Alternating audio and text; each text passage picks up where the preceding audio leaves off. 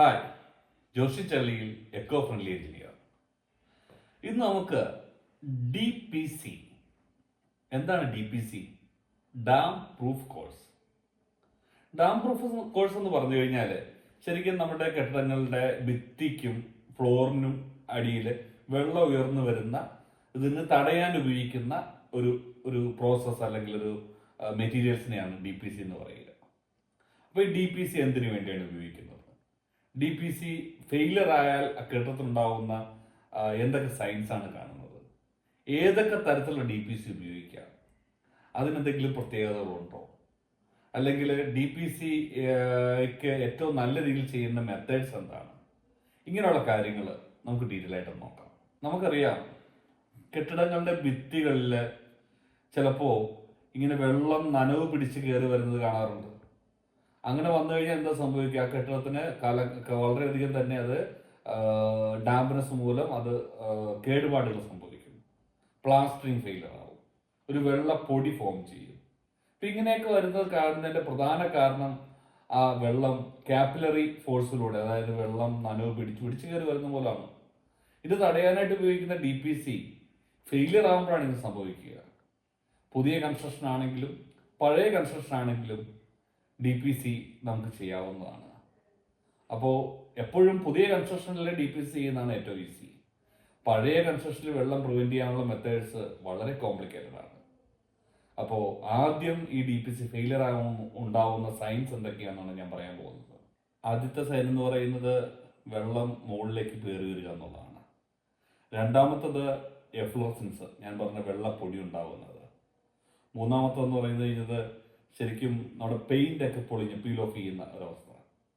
അടുത്തത് ആൽഗകൾ അല്ലെങ്കിൽ നനവിൽ ഉണ്ടാവുന്ന വെജിറ്റേഷൻസിന്റെ ഗ്രോത്ത് ഉണ്ടാവുക, പുല്ല് പിടിക്കുന്ന അവസ്ഥയൊക്കെ ഉണ്ടാവും, ചില പച്ചപ്പ് പിടിക്കുന്ന അവസ്ഥ. അപ്പൊ ഇങ്ങനെയുള്ള കാര്യങ്ങളാണ് DPC ഫെയിലർ ആയാൽ ആദ്യം കാണുന്നത്. DPC ഫെയിലർ ആകുമ്പോൾ ഇതൊക്കെ കൂടാതെ ഈ വെജിറ്റേഷൻസ് ഒക്കെ മൂലം ഓർഡേഴ്സ്, അതായത് ചില സ്മെൽസ് ഉണ്ടാവുന്നത്, ഇത് ഹെൽത്തിനെ ബാധിക്കുന്ന ഒരു കാര്യമാണ്. ഇപ്പൊ എന്തൊക്കെ റീസൺ കൊണ്ടാണ് ഇത് DPC ഫെയിലർ ആകുന്നത് നോക്കുകയാണെന്നുണ്ടെങ്കിൽ പ്രധാനമായിട്ടും ഏജ്, ബിൽഡിങ്ങിന്റെ ഏജ്, ഡിക്രീസേഷൻ, മെറ്റീരിയലിന്റെ ആ ഒരു പ്രോപ്പർട്ടി നശിക്കപ്പെടുന്ന പോലൊക്കെയാണ് പ്രധാനമായിട്ടും സംഭവിക്കുക. പിന്നെ ചിലപ്പോ ഇതിന്റെ ഇൻസ്റ്റലേഷൻ മെത്തേഡ്സ്, ഇപ്പൊ DPC ഇൻസ്റ്റാൾ ചെയ്യുന്നതിന് ഒരു പ്രൊസീജിയർ ഉണ്ട്. അത് പ്രോപ്പറായിട്ട് ചെയ്യണം, അത് കൺസീൽഡ് ആയിരിക്കണം, കണക്റ്റഡ് ആയിരിക്കണം, ലെയർ ബൈ ലെയർ ആയിരിക്കണം. അപ്പൊ അങ്ങനെയുള്ള കാര്യങ്ങൾ പറയുന്നത് പുവർ ഇൻസ്റ്റലേഷൻ മൂലം സംഭവിക്കാറുണ്ട്. പിന്നെ ചില കേസുകൾ എന്ന് പറയുന്നത് ഇതിന്റെ കണക്ഷൻ അല്ലെങ്കിൽ ബ്രിഡ്ജിങ്. ഇപ്പൊ ചില DPCകൾ ഒരു വെള്ളം കണക്ട് ചെയ്യുന്ന പോർഷനിൽ DPCയുടെ ലെയറിന് മുകളിലൂടെ ഒഴുകി വന്ന് അടുത്ത ലെയറിലേക്ക് പോകുന്ന രീതിയിലേക്ക് വരാണ്. അപ്പം അതിന്റെ സറൗണ്ടിങ്സ് ഇമ്പോർട്ടൻ്റ് ആണ്.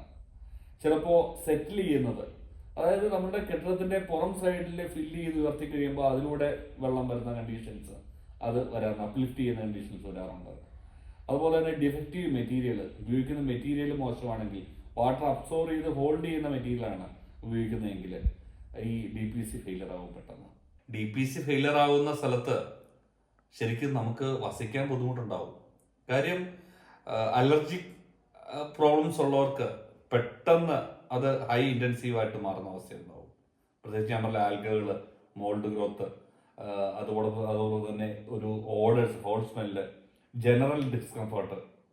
അപ്പം നമ്മുടെ ഹെൽത്തിന് വളരെ ദോഷം ഉണ്ടാകുന്ന അവസ്ഥയാണ് ഈ നനവ് റൂമിൽ നിന്ന് കഴിഞ്ഞാൽ. അത് പ്രോപ്പറായിട്ട് ട്രീറ്റ് ചെയ്യപ്പെടേണ്ട ഒരു കാര്യം തന്നെയാണ്. അപ്പോൾ ഈ ഡാം പ്രൂഫ് കോഴ്സിന്റെ ഇമ്പോർട്ടൻസ് മനസ്സിലാക്കിയല്ലോ.